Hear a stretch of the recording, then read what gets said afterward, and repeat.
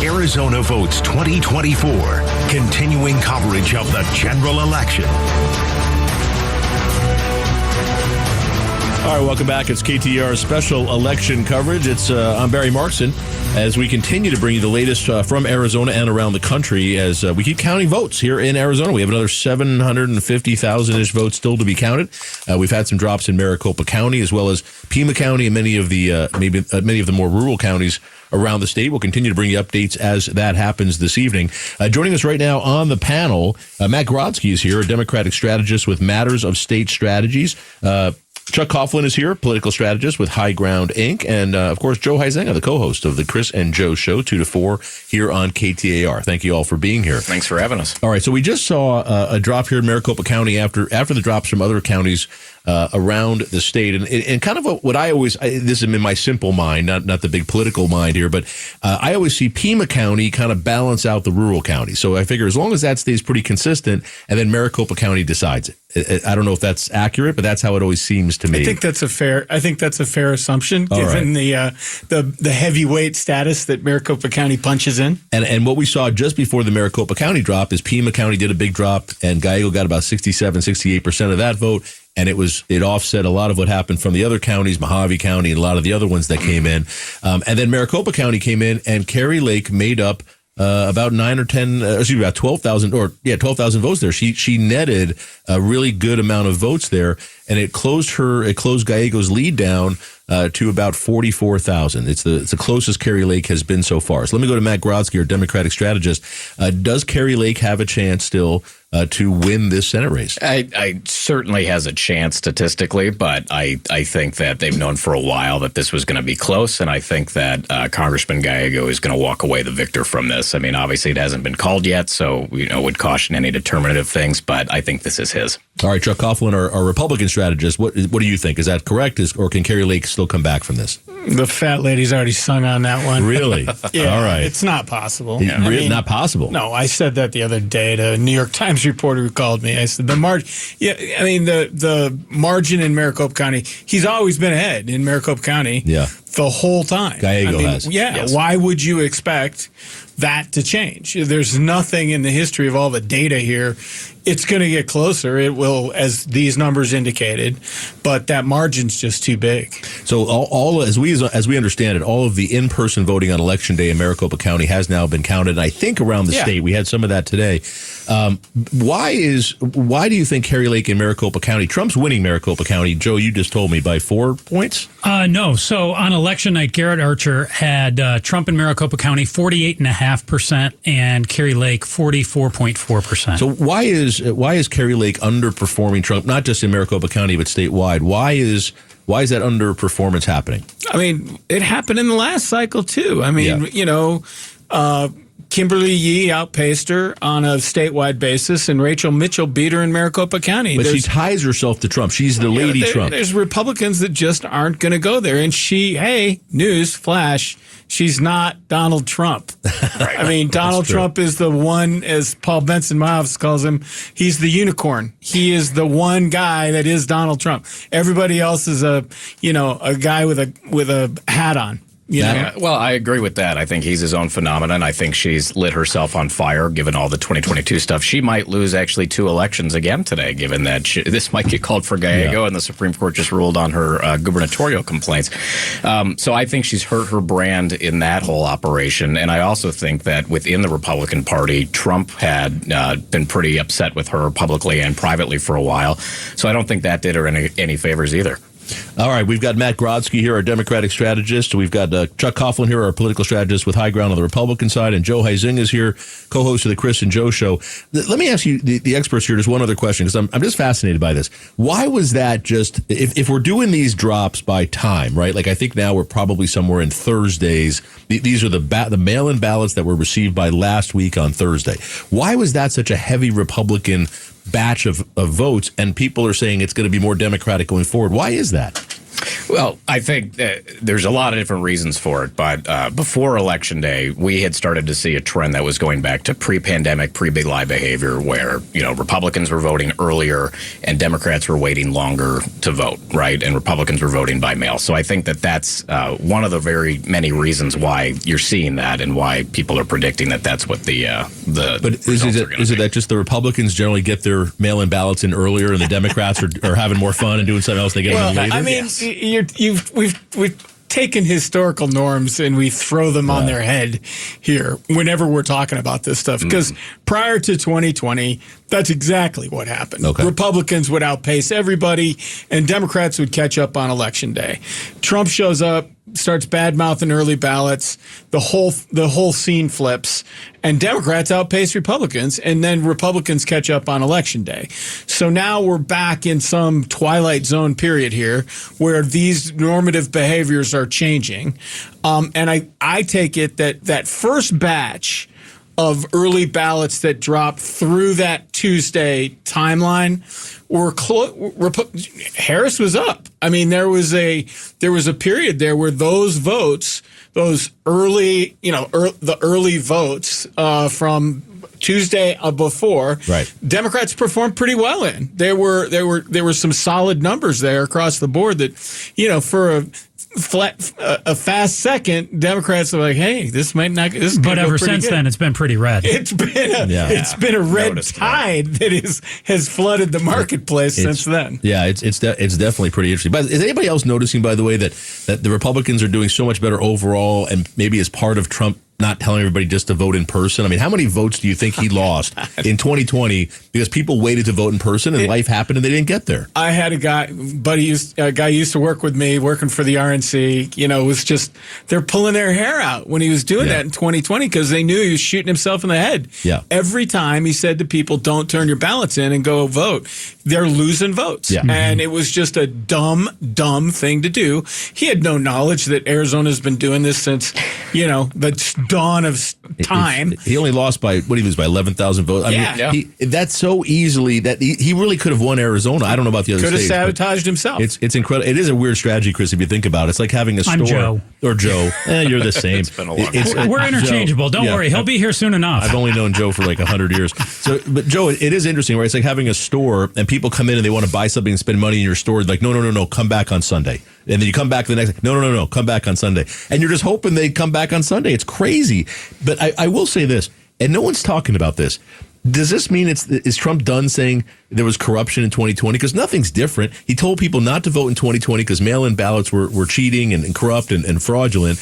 And he said, no, now use them. Go vote as early as you possibly can. Yes, because nothing's changed. Nothing's changed. That's why he's done with it. Yes. Everything was fine. Joe broke the code. There's no cheating when you win, Yes, Barry. it is for incredible. God's sake. How can that be possible? Oh my God! All right, Joe Huizenga, do you have now? Hearing the experts here, do you have a projection about what Kari Lake's going to be able to do? Mathematically, I mean, if there's 781,000 votes out there, I say yes, there is a chance, but I'll lean towards what Chuck said as well. And when you see 470,000 of those roughly from Maricopa County not looking great, and then the next biggest batch, 136,000 Pima County, really not looking good, about the equivalent number from all of the other counties, you figure those wash each other out. Yep. So she is going to need Maricopa County to break hard. Yeah. And you would need it to be a lot like this drop that just came in. Well, 50-50 doesn't make it work, right? It's got to be a lot bigger No, she'd than have to that. get something like 80% plus, and that's just not going to happen. Right. All right, short break. We're going to take a quick break. On the other side, I want to talk about this. We're going to go national a little bit and talk about what a lot of people are talking about now. Is Trump going to do the things he said he's going to do? And how bad is it going to be? And are the Republicans in the Congress going to let it happen? And what we're going to break this down. We're going to predict the whole next 4 years here in the next segment. So get ready. How much time do you have? Get ready. Matt Grodsky is here. Chuck Coughlin is here. And, of course, Joe Huizenga. I'm Barry Markson. It's KTAR special election coverage. Stay with us. Arizona Votes 2024. Continuing coverage of the general election. All right, welcome back. It's KTAR special election coverage. I'm Barry Markson. Thanks for joining us. We're here till 9 o'clock tonight. Joined on the panel right now by Matt Grodsky, a Democratic strategist with Matters of State Strategies. Chuck Coughlin is here. He's a political strategist with High Ground, Inc., and on the Republican side. And, of course, Joe Huizenga, co-host of the Chris and Joe Show, 2 till 4 right here on KTAR. All right, so let's break this down. Trump's going to be the president. He's going to be the president again, number 47. And, he made a ton of promises in the campaign. He's going to try to keep some of them, I think. Steve Bannon came out yesterday and said that Project 2025 really is the outline of what we're going to do and the list of what we're going to do. But I don't know that Trump's going to do that. I've heard he's upset with the folks at who wrote that thing, the conservative think Heritage. tank, Yeah. Heritage. He's upset Foundation. with them. So we'll see. I mean, is Trump are they really going to start rounding up what they call illegal immigrants and put them in camps and ship them out of the country? Is that really going to happen?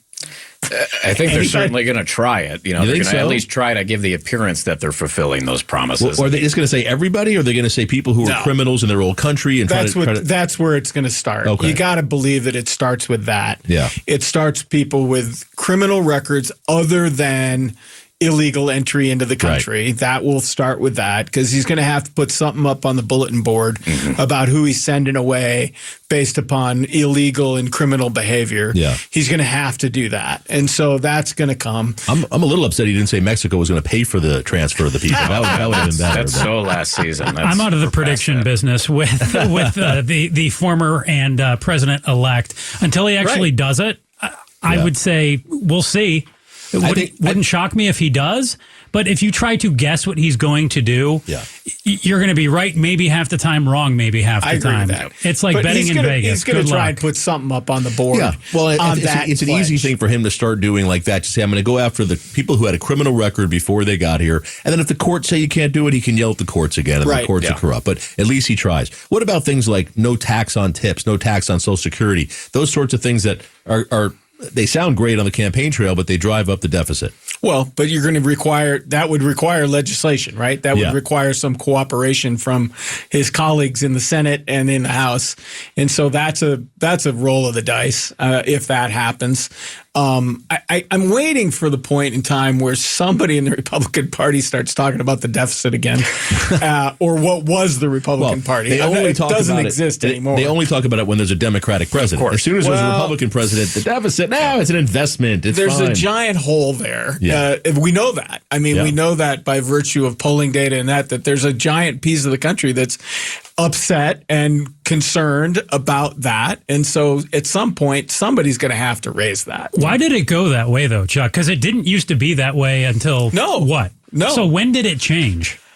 Was it post 2012? Is that when the switch happened, or what do you think? Well, I mean, the cap on the bottle came off during the COVID thing. That clearly was it. But Trump did it before that with his tax cuts in 2016, when he, as Bob Robb and other people have written extensively, he's not a fiscal conservative. He's a big spender debt guy, and that's who he is. And so, that's not who the Republicans have historically been. But then I say, the Republican Party doesn't exist anymore. It is a cult of MAGA. It's him. That's the thing that I think is fun to talk about, is political identity today. Is who are we? I had several people come up to me and say, it's fluid. Well, right. And I think that in that there's opportunity, right? There's opportunity for somebody in that Republican world to say, hey, time out. But it will require courage, because it will be contrary to where he's at. And you saw John McCain do that in the first term. And I think back to Chuck's earlier point, he had control of Congress last time when he started his first term, was going to go after Obamacare, and they were going to get that done. Couldn't get it done, right? So there's a lot of these promises here, and you would think that it would be a cakewalk with a Congress he controls, given his party has it. But I don't know. We'll see. So do you think the Republicans are going to honor the filibuster in the Senate? I mean, most of the Democrats weren't going to honor it. I mean, Kyrsten Sinema, Joe Manchin, they saved the filibuster. Are the Republicans going to honor it? I don't think so. I mean, the second he's pissed about something and starts threatening them, I think they get rid of it. But that's my guess. Is there going to be a Republican in the Senate or some that will stand up, like you said, John McCain? And I mean, the others that did it, we have a couple here, but they lost their job. I mean, they're gone. Right. I mean, Flake is gone. I mean, anybody who stood up to Trump is gone. The only thing I would say about that, and then I'm curious to hear Chuck's point, is we've got a better map as Democrats in the next midterm section when it comes to the Senate. So they might be inclined to not be so hardline if they're worried about their seats. But go ahead.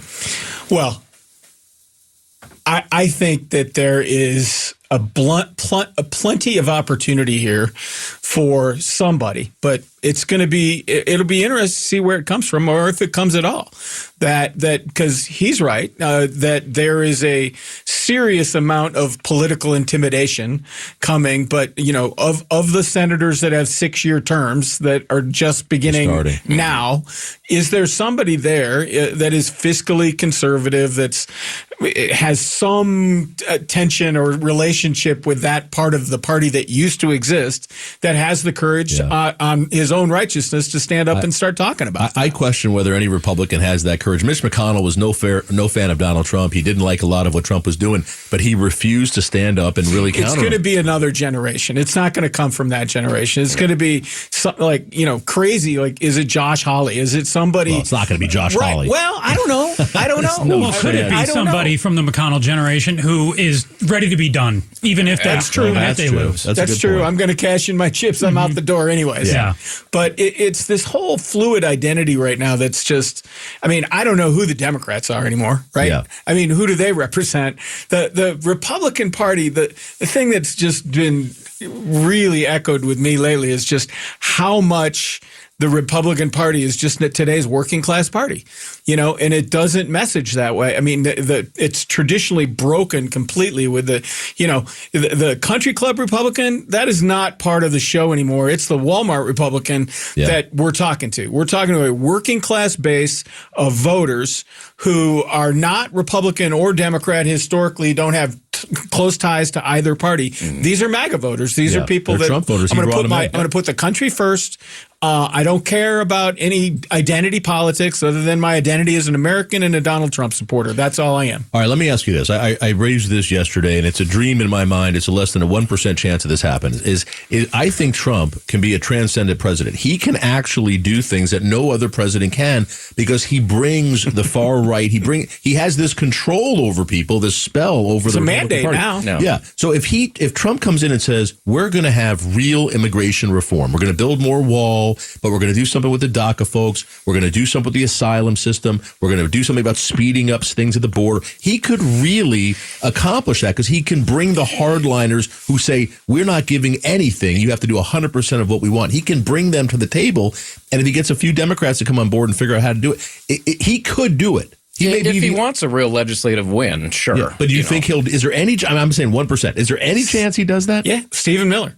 He won't let him do it. I think that's where you got to go. That's been his voice on all this stuff. But Miller's not going to do any of that. But he's the most consistently voiced person in that. So there, and then some kind of discussion with some legislative leadership about what the reality is. I'm just hoping that somebody gets in Trump's ear and says you have an opportunity to go down in history as one of the most effective presidents. You're thinking like a rational human being. Yeah, he doesn't care about that. Somebody said to me today, this is going to be a boomerang presidency, and it's not going to be boomeranging off of other people. It's Trump boomeranging off himself. Yeah. It's like how consistent can he be? We know he's not. Yeah. Right. We know he goes from one position on one day to next week it's a different position on the same thing. He could also be the guy, Joe, who does entitlements. He can be the guy who says, I'm going to figure out Social Security. I'm going to be the guy like Reagan. Reagan did this. He increased the retirement age 20 years out. All that's possible. And it had to be done. He can do it because he has the political capital. He could have been transcended in the first term by focusing on infrastructure. He wasn't, right? And I think it depends on if he wants a wedge issue in the midterms and if immigration needs to be that issue. He might not want to solve that problem. He's got more gas in the tank this time, though. Yeah, that's true. There's no doubt in my mind he's got more gas in the tank. And he's not going to run again. He doesn't have to worry about re-election. So if he wants to create a legacy for himself, now's the time. He can actually do that here if he wants to. He could do it,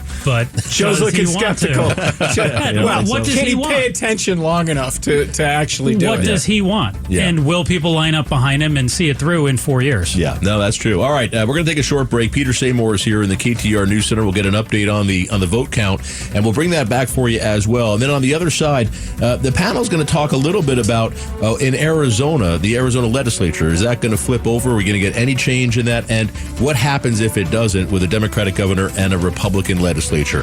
I'm Barry Markson. Stay with us. So much more to come. We'll let you know whether Kari Lake has picked up any more votes as they're continuing to be counted today, and let you know if she has a chance to pass Ruben Gallego in that Arizona Senate race. It's KTAR special election coverage. Stay with us. Arizona Votes 2024. Continuing coverage of the general election.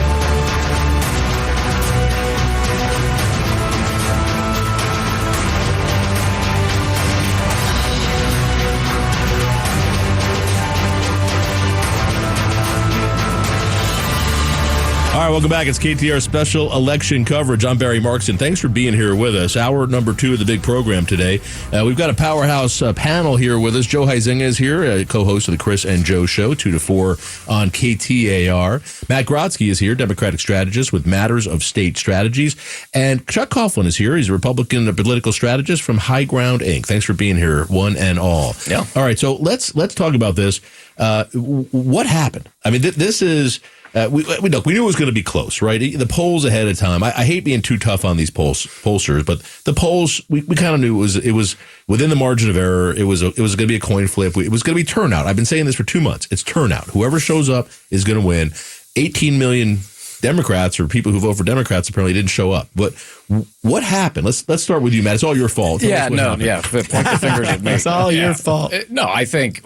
One, polling did show it was tight, and it was tight. It just broke late for Trump. I think there was an underestimation across the board of how big the red wave was going to be, and that's exactly what it was. I do think, and we're going to have a lot of time for post-game analysis, I think the infrastructure was always there for Republican success, given Harris was running, trying to defend the record of President Biden, which I would argue was a good record. But it's hard when people are looking for change and an adjustment to, what they deem as the status quo. And she had to come in with less than 100 days and make it clear why she was going to turn the page, but also defend the past administration or the current administration. And I think that's always difficult to do, regardless of the election you're in. So here's the problem. All polls are created by filling quotas. So age quotas, religion, sex quotas, geographic quotas, but let's talk about a couple of those, and party quotas.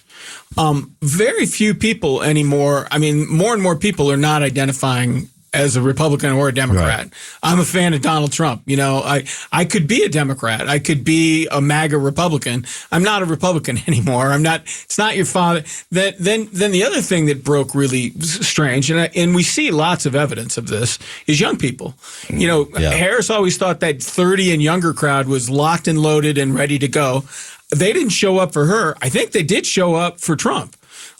We see evidence of that everywhere. It's all over the internet. It's all over Twitter. Yeah. It's all over these celebration videos you see. Trump did better in almost any demographic you look at. He did better with younger people. He did better with, except for rich, college-educated white people, he did better everywhere else. Made a lot of inroads with Latinos, for sure. Yeah. 45% African-Americans? Yeah. Absolutely. So what happened? I mean, that's really my question. Is it the Democratic Party needs to really look at itself and say, what are we doing wrong? Or was it a process thing and they should have talked more about this and instead they talked about that? I think all of that can be true. And we're going to find that in the reorganization we do at the local level, at the national level. But I think, we need to have different messaging that appeals to a broader group. Go back and get those young voters, going back and get, members of the Latino population, the black population, white individuals, white men especially, right? I mean, I think that's underappreciated we've got, to your point, college-educated white guys, but, we need to expand on that. I think all of those things are true, but we talked about it during the break. We have to be more than just Trump is bad. Yeah. Right. And I think we've done good about talking about our aspirations, but we need to simplify that and make that our main message. I'm going to say something. I've been saying this for years now, and I think we're starting to see it really in the polls. And Trump, is a smart guy about this. He picked this out 8 years ago, and he's still doing it. There is a huge percentage of this country, people who feel disaffected, people who work hard or want to work hard, and they want to get ahead and they want that American dream, and they can't get it. No matter what they do, they can't get it. And I'm not saying they want to be rich. I'm saying they want to be able to buy a house. They want to be able to have health care. They want to be able to help their kids go to college, whatever that may be. And that is out of reach for people now. And it's I don't know that the government can fix it. I'm not a guy who says the government should fix this by passing out money. It's an opportunity issue. It's a difference between, in my mind, when 50, 60, 70 years ago, when big companies were in your town. And the guy who owned the company was the rich guy and lived up on the hill. But he wasn't a billion times richer than you. He was wealthy. He was the benefactor in town, but he made sure his people were well paid. He wanted the town to do well. He wanted people to have a nice life because he went to church with you and he did things with you. And now it's international conglomerates. They don't care about anything but the stock price. They don't care about anything but earnings. They don't care if people are making a solid living. The manufacturing jobs where people could make a solid middle class living and do those things are gone, and instead they're replaced by service jobs where they're making minimum wage or minimum wage plus $4, and they can't do these things anymore. They can't get ahead. And they can't. And that's what Trump tied into. That's what he said. And he recognized it. And I think the way to fix it is for government to incentivize corporations with tax, whatever, we'll figure out a way to do it, but not for the government to do handouts, because I don't think people want handouts. Right. I think they want opportunity, but they should be incentivizing companies to pay more. They should be incentivizing companies to provide good benefits and good pay and training, get back to a middle class, solid life. And if you can do that, if you can have that American dream, I think you get there. And I think with Trump's not going to do it, by the way, but he's tapping into that. And he doesn't know how to do it. And the problem with the Democrats is they're not even looking at it. They're talking about, they want to make sure and this is good. I support this. They want to make sure the gay people and the trans people and the black people and everybody feels good, and you don't microaggression anybody, and you're allowed to crash a college campus because they river to the sea. We have to stop that. And we've allowed the perception to be that we're overemphasizing that, right? Yes. I mean, when we're inside here, we think that we're hitting all these other issues and that we're doing that adequately, but clearly that's not the brand that's been seen, right? So we do have to fix that. And I think to both of your points, I'd say since 2012, really since the financial crisis, 08, people have been hurting. They can't have the American dream, right? And they're constantly looking for change. You're seeing that in every election. That's how you can go from an Obama to a Trump to a Biden, back to Trump, right? And who knows what's going to happen next. That's the problem, and no one's addressed it adequately, and that's why we're stuck in this constant cycle. It's not a government fixing it thing, to be frank with you. The government can help, but it has to be corporations. And I don't know how it happens. Maybe there's a huge uprising where they start going to the rich people's houses and ripping them and taking them out. I think it's the incentivization. But I'm telling you, that's what has to change. It has to be where the folks who are making ridiculous amounts of money figure out, I don't need to make quite this much. Let's leave some here so that we can broaden the middle class for the whole country. You're all speaking way more eloquently than what I'm going to do right now. But Matt, you hit on a point that I've felt for quite a while and I've brought up over the last couple of days. It's about the economy. People feel pain at the gas pump, the grocery store. I think it's a lot easier to run as a change candidate and an outsider than to be establishment, because people are disappointed with the government and they don't feel like it's working for them. So if you're the outsider, which Trump did well in 2016 and did well again now, whether or not he's going to do anything, the perception is that guy's not in power now. I like him more than Harris, Biden, who is in power. Absolutely. The anti-incumbency cycle of this election was clear, evident from the very top all the way through. And the notion of alienation and people being alienated and not having opportunities has existed and started in around 08 with the Wall Street bailout and the distrust that the public has in the institutions that govern America. And Trump just fuels that because he's adopted this outsider personality, the guy coming down the golden escalator with his own jet. Is the outsider. It's insane. But it's true. And he can care less about those people. That's the part that's so amazing. But I do think that they don't care. And then the flip side of the other thing was the thing that I'm still mystified by is the military, the disrespect for the military and how that hasn't been fully, exploited by veterans groups. I mean, in our last campaign out here, we worked with a lot of veterans groups because a lot of them are independents. Yeah. And they're all like, they don't like like either party. They never wanted to be a member. But of if a party. Joe Biden stood up and said, if he said 10% of the he'd be stuff, ridiculed for it. and military would say we're never voting for this guy, and Trump says it, and like, that's okay. I'm telling you, people look at Trump and they see who they want to see. They just let the rest of it go because they think he's crazy. He's marketed himself as this, as we've all said, outsider. as this outsider who's super critical of the current culture. And Biden and Harris were shelved with this economy that they resurrected with enormous inflation for a period of time, runaway immigration, and that's what he ran. And I think getting back to the anger, people look at him and they want what they perceive as his lifestyle, right? Oh, I'm wealthy. I can do whatever I want. There's too much gold. There's too much gold plating. I can't handle that much gold plating. But people want that, and I think that's the thing. Matt, let me ask you, and I put you on the spot here because, and you said it. That there's the perception is, and I think it's more than perception. When Joe Biden is continuously trying to force waivers of paying back your college debt, which is, I get it, but the rest, the 70% of the country that doesn't go to college is looking at that going, seriously? Yeah. What do I get? And when this stuff, these protests are going on college campuses, and no Democrat steps up and says, this is wrong. Yeah. We don't do this. Nobody does that. It's that kind of thing over and over and over again. It's not just perception. That is the picture of the Democratic Party to a lot of people. How does that stop? Are there going to be Democrats? We talked about Republicans and whether they'll step up and say no to Trump and try to do the right thing. Yeah. Are there Democrats who have the huevos to stand up and say, hey, this is wrong? Yeah. Richie Torres has been doing it out of New York the last couple of days. Torres has, and I know that there are, and I know that they would. I think there's a number of problems. One, not doing it in a united fashion, and two, not amplifying that message in areas where young people that get their news in other places are going to see it. I mean, I think that was one of the consequences of this election, is us not advertising in places where other people are in these ecosystems online. But yeah, I think that it's a huge branding issue. I think there were numerous opportunities where if we could go back, we would adjust the messaging on some of these key things, but it has to be addressed. And if it's applicable to the next election or the election after that, we can't ignore it.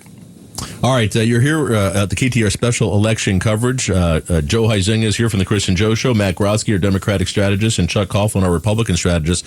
Last question for you, Chris, before we bid you. Or Joe. Joe. I don't know, like Chris and Joe. Chris and Joe. I just keep saying the same thing now. I can get him. He's right there. Yeah, I saw him there. Yeah. Joe, is this in Arizona? Is any of this going to change? What are we going to see this year with a Republican legislature that's not going to change? Governor Hobbs still the Democrat. Whole lot of vetoes. You think so? Is this going to be the same thing? A bunch of silly bills that they know she's going to veto, and nobody talking and trying to accomplish anything?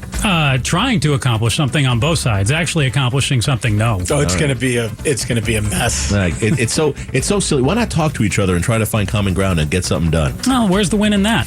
Yeah, you're not playing to your base there, argue Barry. again and get reelected. Come on, you get elected in a Republican or a Democratic primary. That's where your soul is. All right, thanks for Joe Huizenga for staying in late today. He'll be back on tomorrow 2 till 4 with the Chris and Joe Show. And our rest of our panel, Matt Grodsky and Chuck Coughlin, you're going to hang around with me. You can't leave yet. That's what it sounds like. Chris Merrill's going to jump in here. I'm going to call him Joe Merrill at least 3 times, and then we'll get everything back and even. Stay with us, everybody. It's KTAR special election coverage. I'm Barry Markson. Arizona Votes 2024. Continuing coverage of the general election.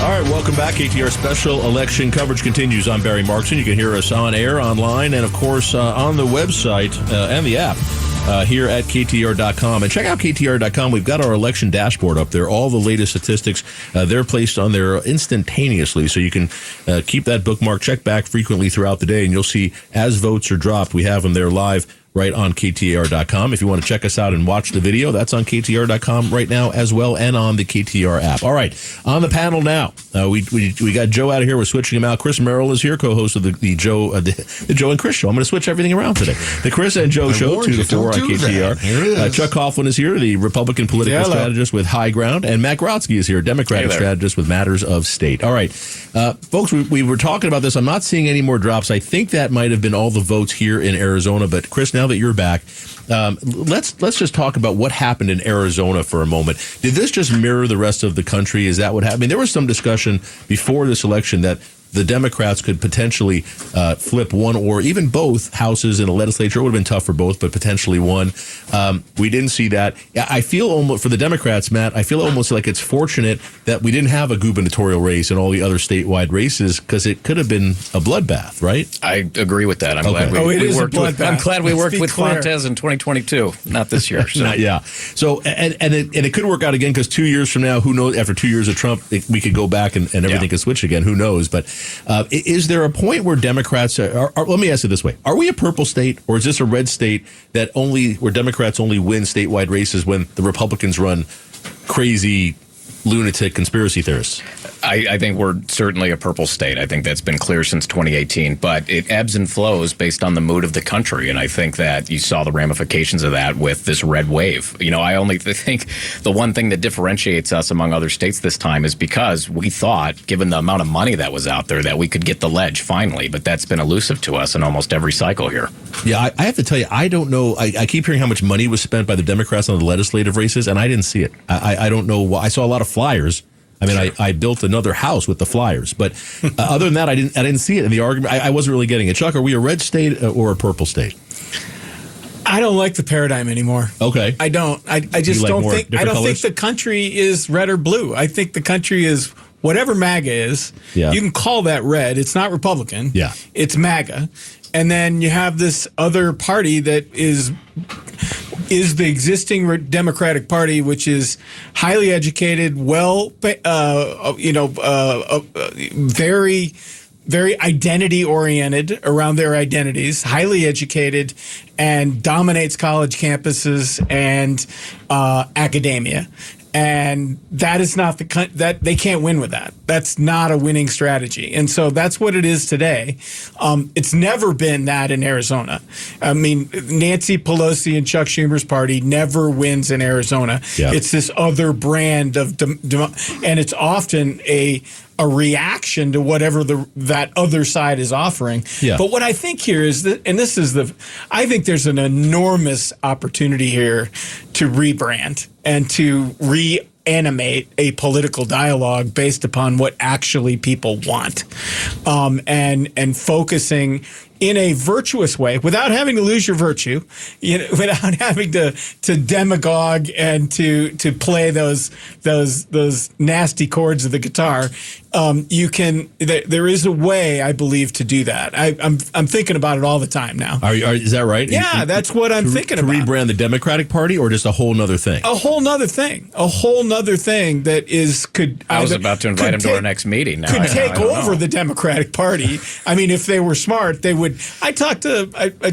I'm not going to say his name, a very prominent Democratic person, and he's like defending it the other day. And I'm like, no, you're done. You are not going to be able to be successful, and you have to redefine yourself. There's an open lane right now. Is that fair to say there's an open lane? Because the Republicans abandoned a lane. Yeah. They abandoned something, and you can call it, and I don't know where this is. I saw a great breakdown today. Maybe it was Stan Barnes that was saying it. Something about the old Chamber of Commerce Republicans. Sure. Where's their home now? They're going to vote red. Homeless. They're going to vote red, but there is a lane right now. And I think maybe. A lot of them voted blue. I think some of them just sat out right now, right? Yeah. And I think because they're not going to vote blue necessarily. They're not going to vote for Harris. But I think that there's a lane. There's an avenue. And just like what MAGA found, they found a group of people who didn't have a voice, right? Yeah. And I think that now all of a sudden in inviting them in and growing the tent the way that they did, they found the people with grievances in all different demographics, whether it was Latino or black, young, old, doesn't matter. They found they found a voice in the new MAGA movement. That did abandon, however, a number of other people. And I think that there is a lane that can be occupied. I don't know about a rebrand. Maybe it's a retinkering with the Democratic Party right now. But I don't see a wave of the Democrats all of a sudden having their own MAGA type movement on that moment. Yeah, on that side. I would argue that we retinkered that in 2018 and but that's an ongoing process. It's an ongoing process. Yeah. And how many times have we heard, these parties are done, they've imploded, right? I remember after 2012, it was like Mitt Romney lost. lost. Republican Party's dead. What are they going to do? Oh, they need to, expand and talk to Latino voters more. And then what was the next thing? It was he but came that's down what the Trump has escalator. done. Well, he's done it now. Trump has completely captured and rebranded the Republican Party. I was listening to. I told a story on the air that Rush Limbaugh, in 2004, declared that the Democrats were dead and they'd never win another election. Right. 4 years later, we had Obama, who was his own massive brand and his own sort of solar system, change. right? Yeah, right. But I think he was such a charismatic communicator too that he was able to transcend some of the Democrats are this. After right? 2 He years broke of the mold. push. After two After cycles 8 years of right, exactly. Two cycles. So is there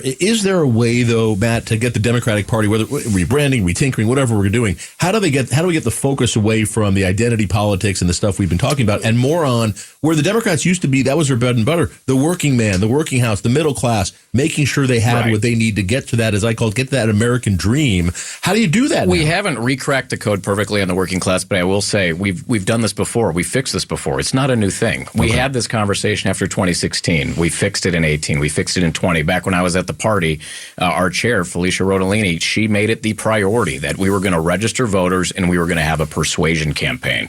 And we were going to go and talk to those independents, and we were going to brand ourselves as, a more centrist but, broad coalition group, that kind of Chamber of Commerce voter that you were mentioning. We can do that. All right, so who I asked this before, I'm going to ask on the air and I'll do this, but who heads the Democratic Party in Arizona? The current chair is Yolanda Bejarano. Why do I not know that name?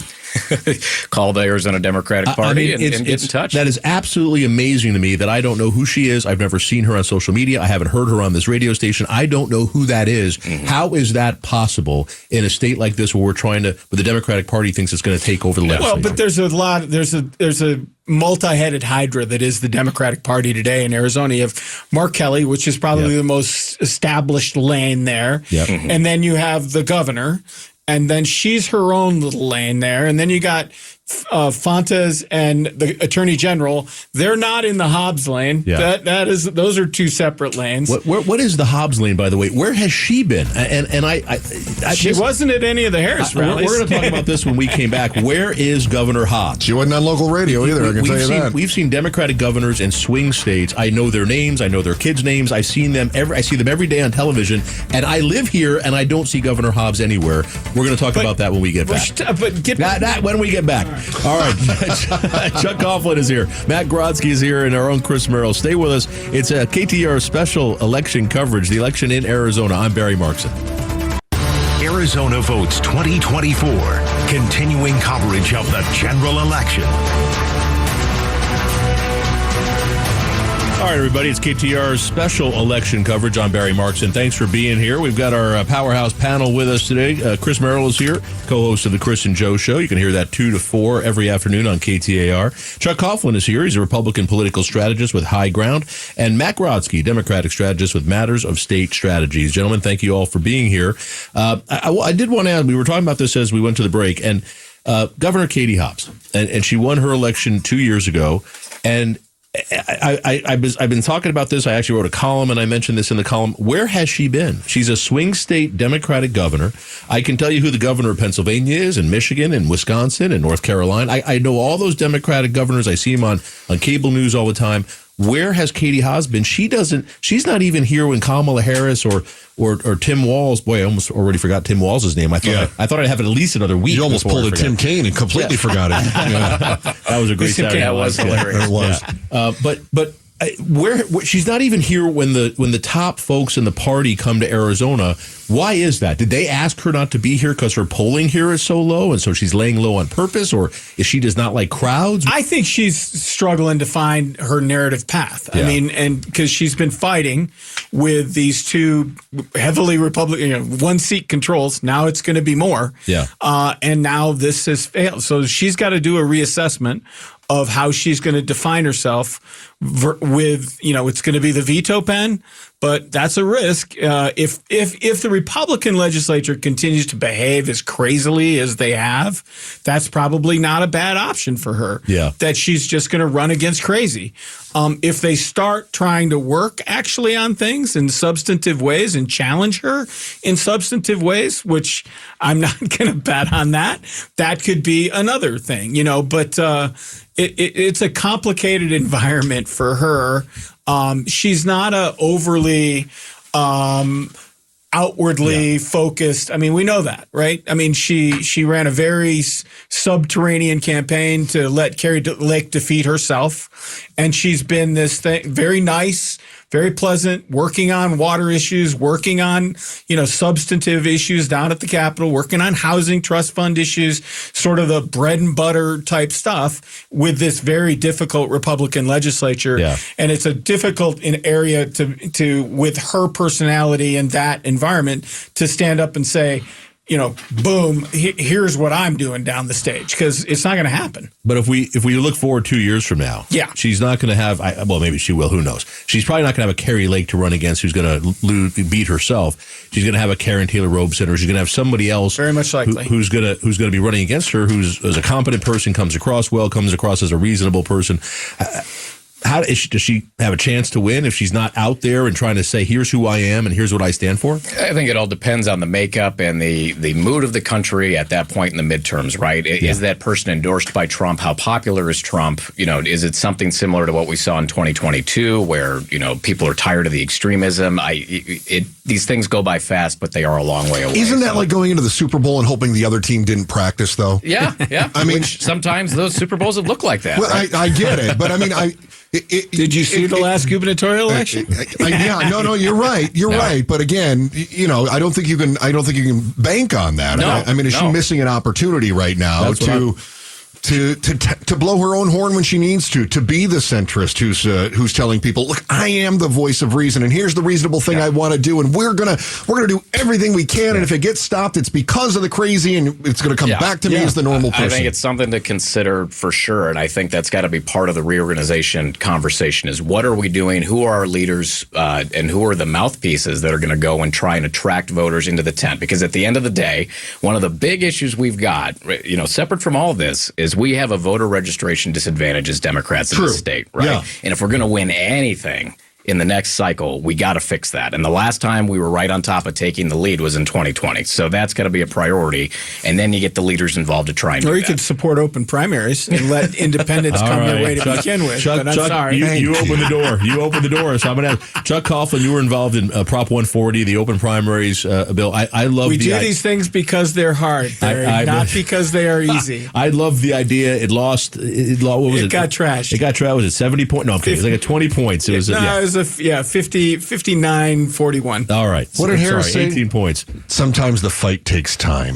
So, Chuck, landing on the moon took time. I'm going to give you the benefit of the doubt. They had this running in 12 different states. It lost in every state. It lost except for D.C. and of course. Well, it's a testament to how tribal our politics is. Yeah. Well, in the District of Columbia, of course, the best run area. It's more like a municipal election there. But what happened? Why don't people vote for that? I think there's several reasons. I wrote a summary memo today on this.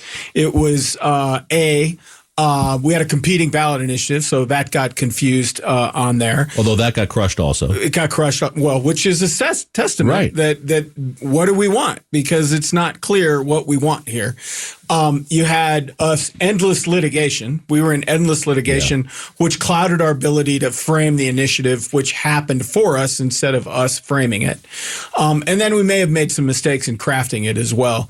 But the issue itself, at its core, is exactly the type of issue that Democrats should jump on, because it's about ballot access. It's about letting everybody vote, about allowing every voter to be treated the same, about letting every candidate to be treated the same, which is ballot access. That's been the Democrats' party's platform. And so I would argue if you begin to market to those people, which they have on a reverse side, if you begin to market to those people, then they will come your way. Why not? And I'm gonna. This is gonna sound like I know it's easy in hindsight to say this, but I said this to you 6 months ago when I read it. Why not just have top two open primary, top 2 vote getters go to the, as opposed to leaving it to the legislature and these different options. Why not? So just the do noble thought at the time when we drafted it, we all had this conversation, was we started off with top 5 ranked choice voting. Yeah. Couldn't get it done. Yeah. It would not test well. I walked away. We came back. They go, well, let's just do an open primary. And then, there were voices in the room that said, well, we should make ranked choice voting an opportunity. I don't necessarily disagree with that. If I went back and did it again, what I would say is lock in top 2. Yeah. Lock in top 2. After 6 years, you can change it if you want. Or the people can change it if they want to go do an initiative. But ranked choice voting will be legal. Yeah. And we could have argued that we have made it legal, but not required it. I have to tell you, I am constantly and pleasantly amazed by the people of Arizona with all these ballot initiatives. We have so many on the ballot this year, and they read them, and I think they understand them, and I think oftentimes they do the right thing. The abortion thing passed 60-40. Yeah. I mean, some of them are just going to sound too good, like the border security bill. That's going to pass, even though it's not going to do anything. Right. But they knock down all the stuff that the legislature threw on there about trying to restrict the ability to put things on the ballot. Yep. They knocked down almost everything the legislature put there.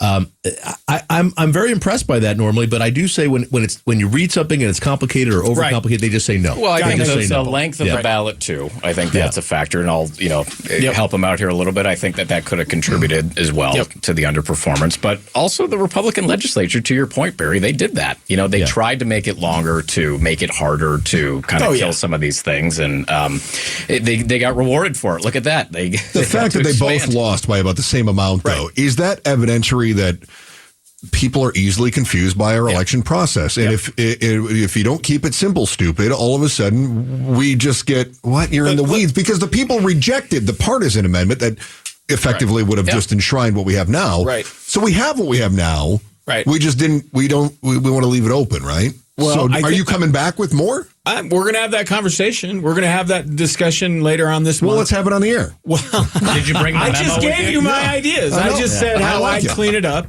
But what we need is to get a clear path where we can frame it. And we need a C3 campaign ahead of time that frames the issue in a way that is iconically sympathetic to all voters, that says about treating everybody the same. I'm writing down iconically sympathetic. We're going to take a short break right now. Iconically sympathetic. Chuck is going to explain to Chris Merrill what C3 is, and then we'll have that for you when we get back. All right, stay with us. Our panel is going to stay with us. Matt Grodsky is here, Chuck Coughlin, and of course Chris Merrill. I'm Barry Markson. It's Arizona's special election coverage. Arizona Votes 2024, continuing coverage of the general election.